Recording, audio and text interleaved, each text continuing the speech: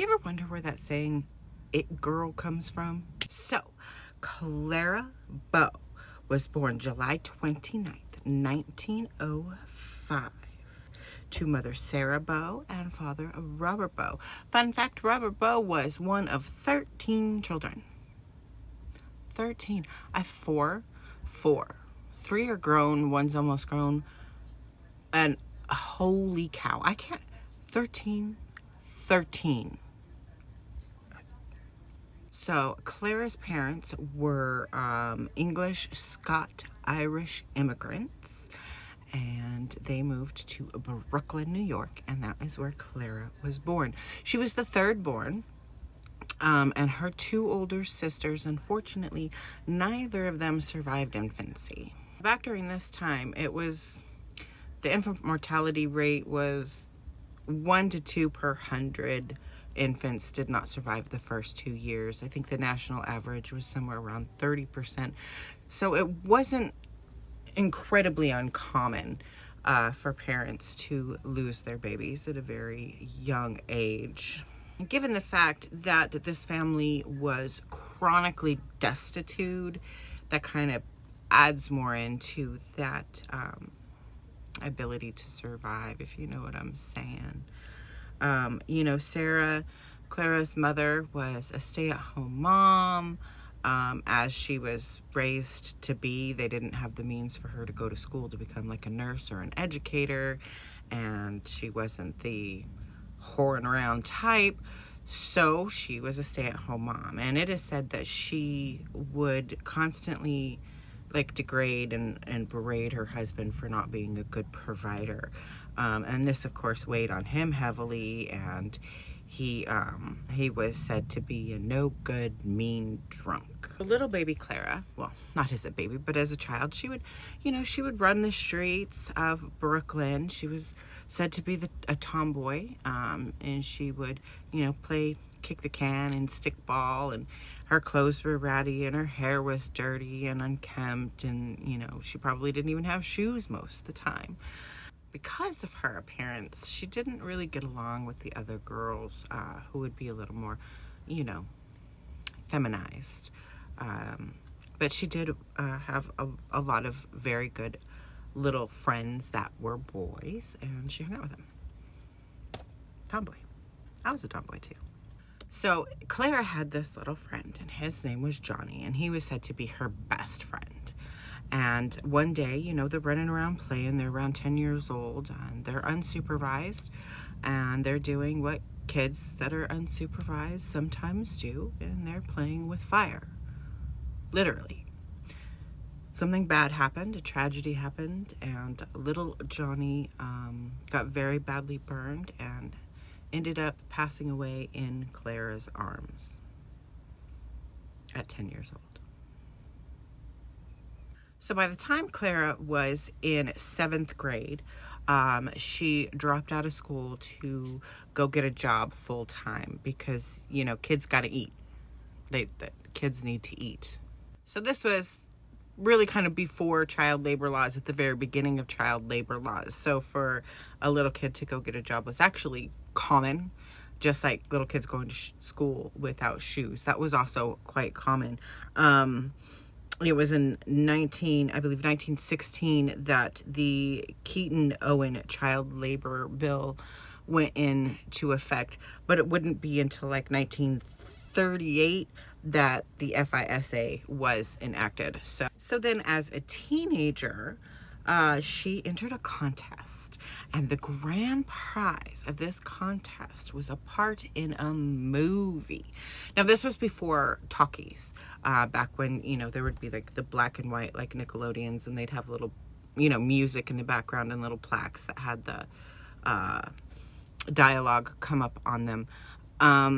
And she went in, and the contest today, I think we would call an audition, but she went in for the contest, and she sees all these other girls sitting around, and they're all prettied up with their hair done and their nice freshly laundered clothes and whatever, and she's ragged and torn and dirty, and her hair needs to be brushed, and she hasn't bathed in a while, and she's sinking to high heaven, and everybody was looking at her like So she goes and she does the audition, and there was something so captivating about her that the judges were unanimous in voting on her, and she won the prize and got to be in a movie.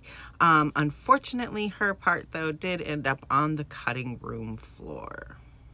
But she caught the acting bug. But before she goes to Hollywood, in 1922, it's the dead of night. She's asleep on her little mattress on the floor. You know, there's a little bit of moonlight coming in through her tattered curtains, and it's kind of highlighting the dust everywhere. And she's awakened abruptly from a butcher knife being held to her throat. And the knife-wielding monster was none other than her mother. Yeah, her mother. She managed to fight off her mother, get out of the room, and lock her mother in the room. So her mother was then sent to a sanitarium where she would spend the rest of her life. Thank God. But her mother said she didn't remember anything about the incident at all. And that she just completely blacked out and didn't know what had happened. She was diagnosed in the sanitarium as schizophrenic. So then she gets hooked up with this guy named P.B. Schulberg, I think his name is. I'm sorry. I read and I learn from reading, so I really don't, I can't pronounce shit. Who am I kidding?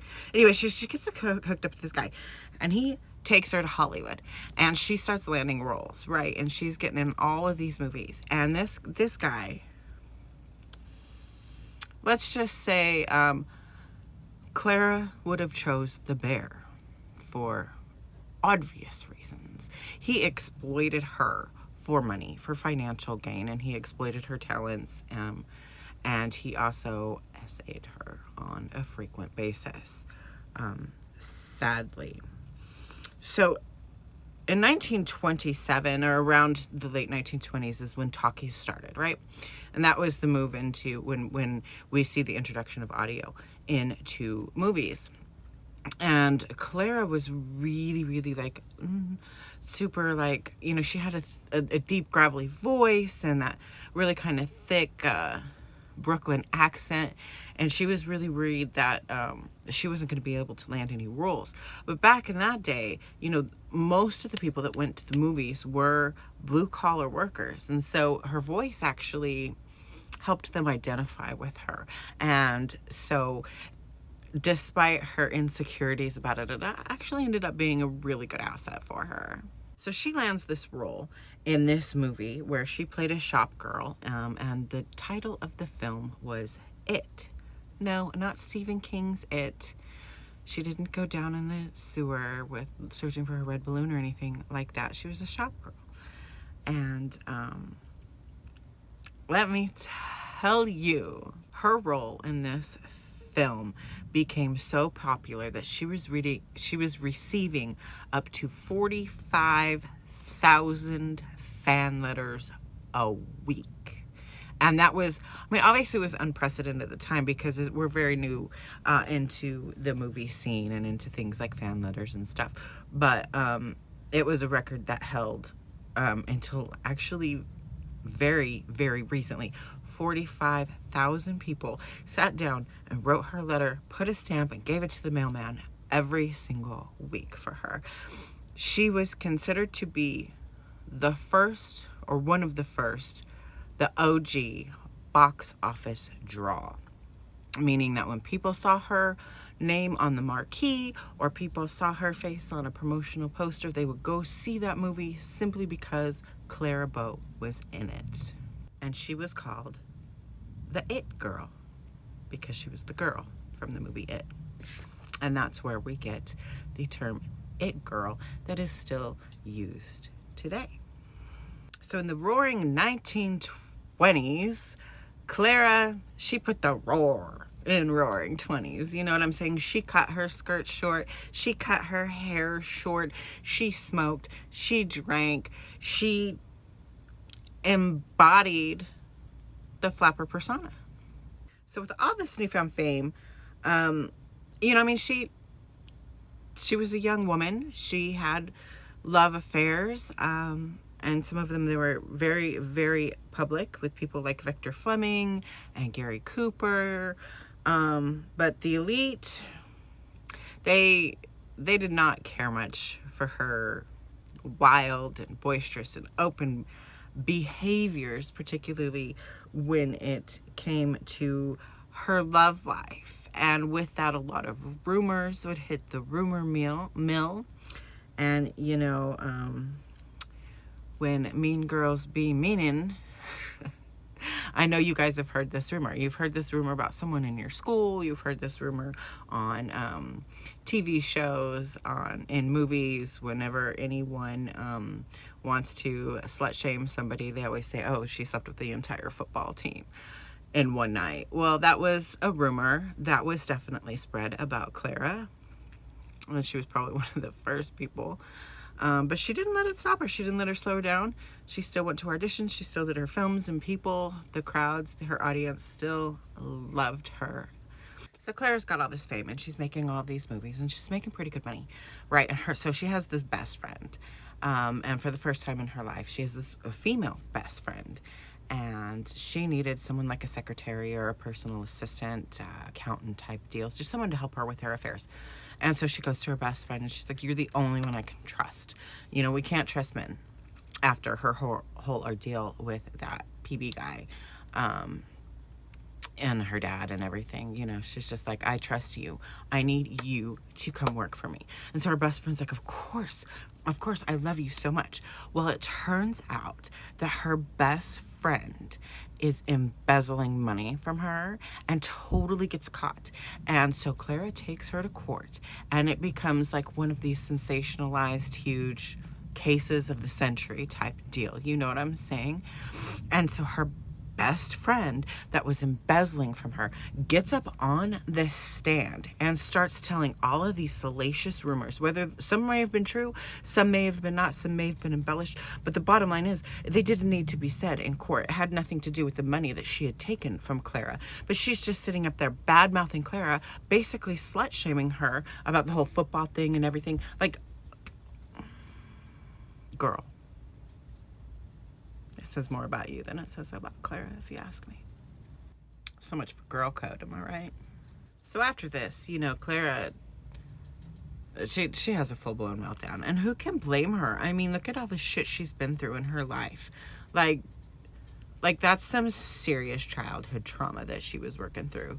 And to have her best friend and the papers and all these people saying all this stuff about her, it was too much to take. So she took a little respite in a sanitarium, not the one her mother was in, thank God, because could you imagine? That's not funny. I don't know why I'm laughing. But that's what she does. So after she comes out of the sanitarium, I mean, what's she gonna do? Fucking A. So she retires. She marries an actor named Rex Bell, who is very successful within his own right. They moved to Nevada.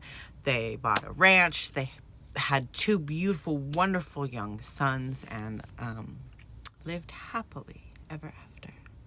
So Clara Bow died in 1965 of natural causes.